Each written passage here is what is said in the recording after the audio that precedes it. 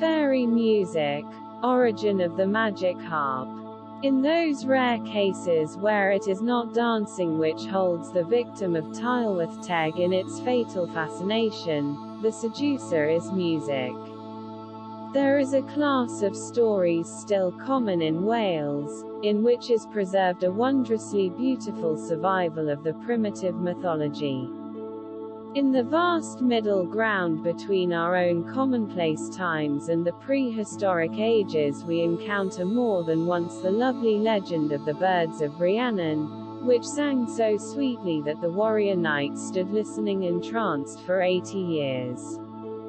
This legend appears in the Mabinogi of Branwen, daughter of Clear, and, as we read it there, is a medieval tale. But the medieval authors of the Mabinogi, as we know them, were working over old materials, telling again the old tales which had come down through unnumbered centuries from father to son by tradition. Cambrian poets of an earlier age often allude to the birds of Rhiannon. They are mentioned in the triads. In the Mabinogi, the period the warriors listened is 7 years. 7 men only had escaped from a certain battle with the Irish, and they were bidden by their dying chief to cut off his head and bear it to London and bury it with the face towards France. Various were the adventures they encountered while obeying this injunction. At Harlech they stopped to rest, and sat down to eat and drink. And there came 3 birds, and began singing unto them a certain song, and all the songs they had ever heard were unpleasant compared thereto. And the birds seemed to them to be at a great distance from them over the sea, yet they appeared as distinct as if they were close by, and at this repast they continued 7 years. This enchanting fancy reappears in the local story of Shon ap Shenkin, which was related to me by a farmer's wife near the reputed scene of the legend. Pant Shon Shenkin has already been mentioned as a famous centre for Carmarthenshire fairies. The story of Taffy ap Sion and this of Shon ap Shenkin were probably one and the same at some period in their career, although they are now distinct. Shon ap Shenkin was a young man who lived hard by Pant Shon Shenkin. As he was going afield early one fine summer's morning, he heard a little bird singing, in a most enchanting strain, on a tree close by his path. Allured by the melody, he sat down under the tree until the music ceased, when he arose and looked about him. What was his surprise at observing that the tree, which was green and full of life when he sat down, was now withered and barkless. Filled with astonishment, he returned to the farmhouse which he had left, as he supposed, a few minutes before, but it also was changed, grown older, and covered with ivy. In the doorway stood an old man whom he had never before seen. He at once asked the old man what he wanted there. "What do I want here?" ejaculated the old man, reddening angrily. That's a pretty question. Who are you that dare to insult me in my own house? In your own house? How is this? Where's my father and mother, whom I left here a few minutes since, whilst I have been listening to the charming music under yon tree, which, when I rose, was withered and leafless, under the tree? Music. What's your name? Shon ap Shenkin. Alas, poor Shon, and is this indeed you? Cried the old man. I often heard my grandfather, your father, speak of you, and long did he bewail your absence. Fruitless inquiries were made for you, but old Catty Maddock of breakfast said you were under the power of the fairies, and would not be released until the last sap of that sycamore tree would be dried up. Embrace me, my dear uncle, for you are my uncle. Embrace your nephew. With this the old man extended his arms, but before the two men could embrace, poor Shon ap Shenkin crumbled into dust on the doorstep. The harp is played by Welsh fairies to an extent unknown in those parts of the world where the harp is less popular among the people. When any instrument is distinctly heard in fairy Cymmoedd, it is usually the harp. Sometimes it is a fiddle, but then on close examination it will be discovered that it is a captured mortal who is playing it. The Tylwyth Teg prefer the harp. They play the bugle on specially grand occasions, and there is a case or two on record where the drone of the bagpipes was heard, but it is not doubted that the player was some stray fairy from Scotland or elsewhere over the border. On the top of Craig y Ddinas thousands of white fairies dance to the music of many harps. In the dingle called Cwm Pergam, in the Vale of Neath, the Tylwyth Teg make music behind the waterfall, and when they go off over the mountains the sounds of their harps are heard dying away as they recede. The story which presents the Cambrian equivalent of the magic flute substitutes a harp for the, to Welsh men, less familiar instrument. As told to me, this story runs somewhat thus. A company of fairies which frequented Cadair Idris were in the habit of going about from cottage to cottage in that part of Wales, in pursuit of information concerning the degree of benevolence possessed by the cottages. Those who gave these fairies an ungracious welcome were subject to bad luck during the rest of their lives, but those who were good to the little folk became the recipients of their favor. Old Morgan ap Rhys sat one night in his own chimney corner making himself comfortable with his pipe and his pint of CWRW dar.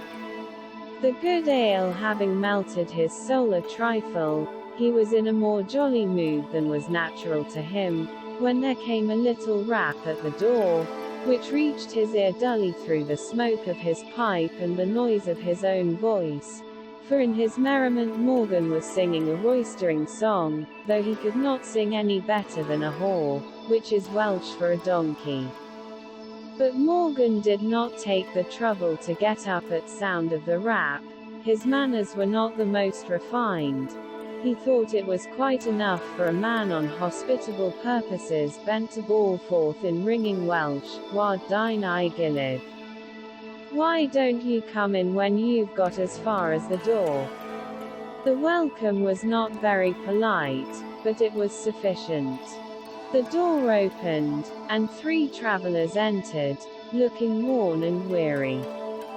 Now these were the fairies from Cadair Idris, disguised in this manner for purposes of observation, and Morgan never suspected they were other than they appeared.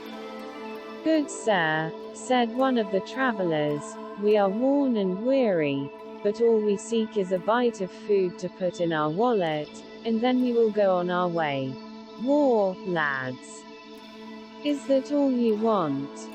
Well, there, look you, is the loaf and the cheese, and the knife lies by them, and you may cut what you like, and fill your bellies as well as your wallet, for never shall it be said that Morgan ap Rhys denied bread and cheese to a fellow creature." The travelers proceeded to help themselves, while Morgan continued to drink and smoke, and to sing after his fashion, which was a very rough fashion indeed. As they were about to go, the fairy travelers turned to Morgan and said, "Since you have been so generous, we will show that we are grateful. It is in our power to grant you any one wish you may have, therefore tell us what that wish may be."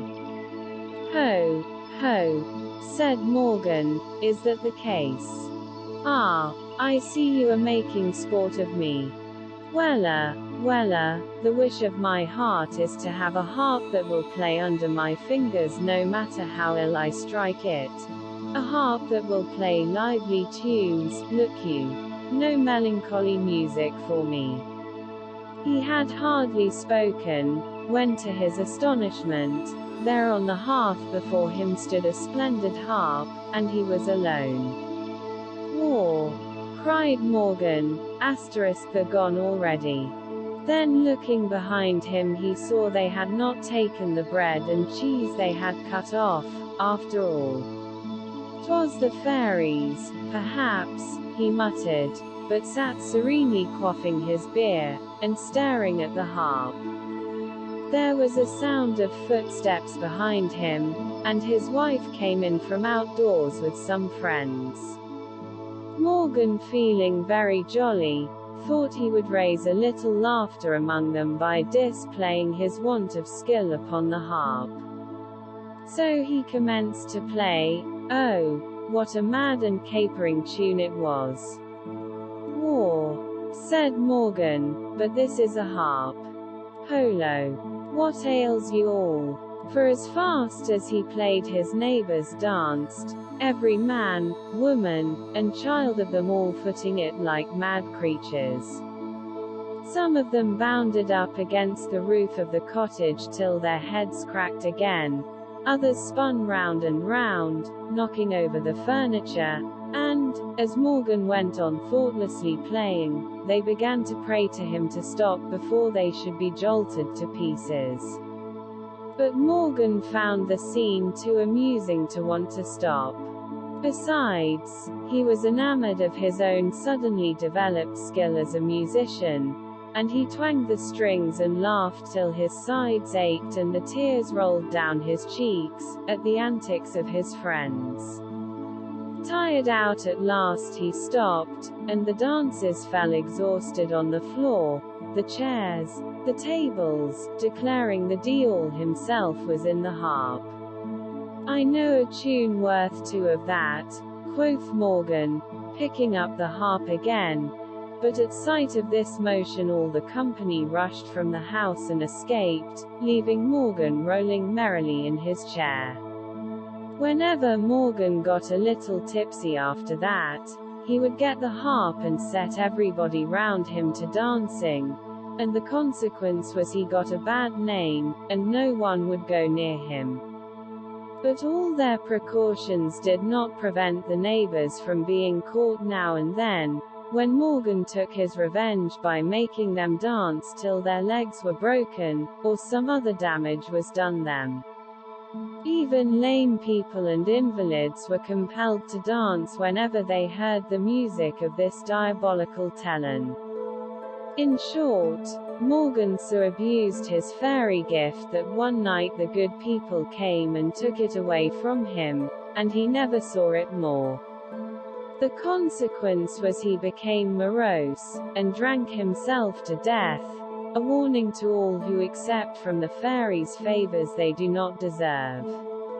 The music of the Tylwyth Teg has been variously described by people who claim to have heard it, but as a rule with much vagueness, as of a sweet intangible harmony, recalling the experience of Caliban. The isle is full of noises, sounds, and sweet airs, that give delight, and hurt not. Sometimes 1,000 twangling instruments will hum about mine ears. One Morgan Gwilym, who saw the fairies by Silepster waterfall, and heard their music dying away, was only able to recall the last strain, which he said sounded something like this. Edmund Daniel, of the Arisle, an honest man and a constant speaker of truth, told the prophet Jones that he often saw the fairies after sunset crossing the Kevin Bark from the valley of the church towards Havodarvel, leaping and striking in the air, and making a serpentine path through the air, in this form. The fairies were seen and heard by many persons in that neighborhood, and sometimes by several persons together. They appeared more often by night than by day, and in the morning and evening more often than about noon.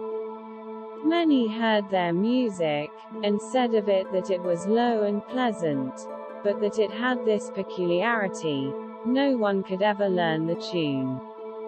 In more favored parts of the Principality, the words of the song were distinctly heard, and under the name of the Can y Tylwyth Teg, are preserved as follows. Dawch, dawch, gyfaethlion man, o blydd mawolion byd. Dawch, dawch, a dawch union. Partouch ike pibaw can, gandhi dornzio dawch igyd. May unhefred heno ihwn. One is reluctant to turn into bald English this goblin song, which in its native Welsh is almost as impressive as Fy Fo Fum.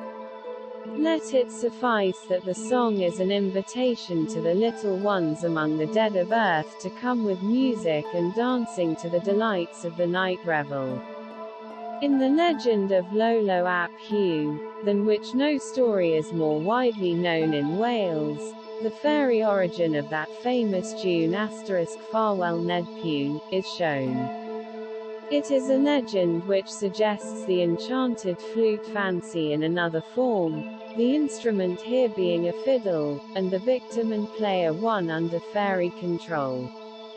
In its introduction of bread and cheese and candles it smacks heartily of the soil. In North Wales there is a famous cave which is said to reach from its entrance on the hillside * under the Morda, the Ceiriog, and 1,000 other streams, under many a league of mountain, marsh and moor, under the almost unfathomable wells that, though now choked up, once supplied Sy Chath, the fortress of Glyndwrdwy, all the way to Chirk Castle.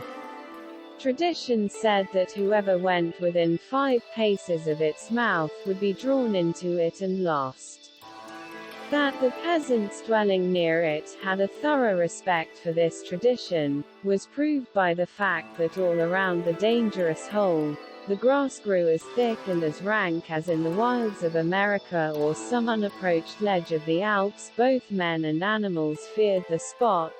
A fox, with a pack of hounds in full cry at his tail, once turned short round on approaching it, with his hair all bristled and fretted like frostwork with terror, and ran into the middle of the pack. As if anything earthly, even an earthly death, was a relief to his supernatural perturbations, and the dogs in pursuit of this fox all declined to seize him, on account of the phosphoric smell and gleam of his coat. Moreover, Elias ap Evan, who happened one fair night to stagger just upon the rim of the forbidden space, was so frightened at what he saw and heard that he arrived at home perfectly sober, the only interval of sobriety, morning, noon, or night, Elias had been afflicted with for upwards of 20 years, nor ever after that experience, concerning which he was wont to shake his head solemnly, as if he might tell wondrous tales, and he dared. Could Elias get tipsy, drink he never so faithfully to that end. As he himself expressed it, his shadow walked steadily before him, that at one time wheeled around him like a pointer over bog and stone. One misty Halloween, Lolo ap Hugh, the fiddler, determined to solve the mysteries of the Agoff, or cave, provided himself with an immense quantity of bread and cheese and 7 pounds of candles, and ventured in.